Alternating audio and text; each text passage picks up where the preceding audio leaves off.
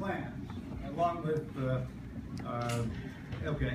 military contractors like Lockheed Martin that operates a couple of the nuclear weapons labs.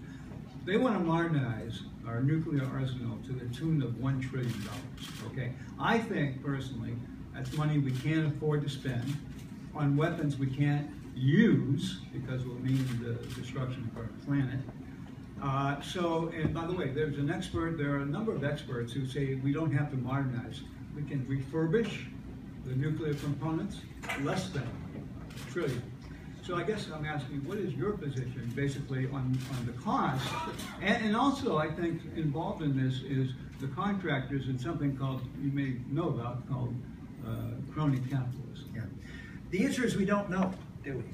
We don't really know what we can do to maintain our nuclear arsenal because we don't test.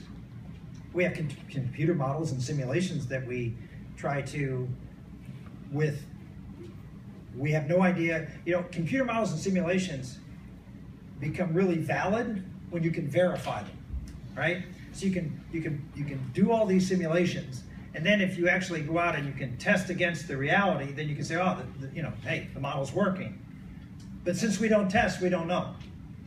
And so you may say, well, there's some people say we can refurbish, maybe. There's some say we have to completely rebuild and restock the arsenal, maybe. We don't know. What we do know is that we are at risk because we have an arsenal that we aren't sure it works. And whoever is developing nuclear weapons and testing them and using them, they know theirs work. So if you're concerned about America having an effective deterrent, which we can get into whether deterrence is still the operable thing with respect to Iran, but if you're concerned about America having an effective deterrent, what makes an effective deterrent? Certainty. Certainty makes an effective deterrent. And we have a nuclear arsenal that is not certain anymore. And you know what? They know that. And so if you're a country that is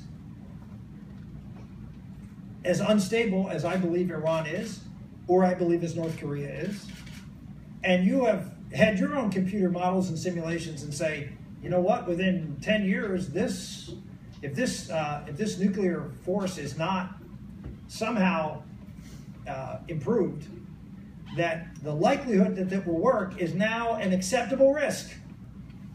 What have we done? We have now taken the great world superpower that has the greatest deterrent effect and made it a power that is encouraging someone to do something wrong.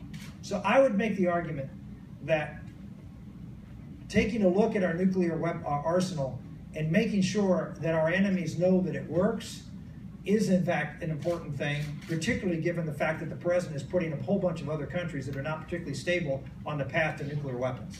And so I would say that prior to, if we were going to do what I would suggest, which is do whatever it takes to stop Iran from getting a nuclear weapon, we would do the most we could possibly do against proliferation, save ourselves maybe even a little money on the nuclear side. But given where this president has us going, and given that there's a likelihood, I don't know how likelihood, but certainly in my opinion, a higher likelihood now that Iran will be a nuclear power within the next couple of years than they are right now, I think investing in our nuclear program is probably a good idea. Yes?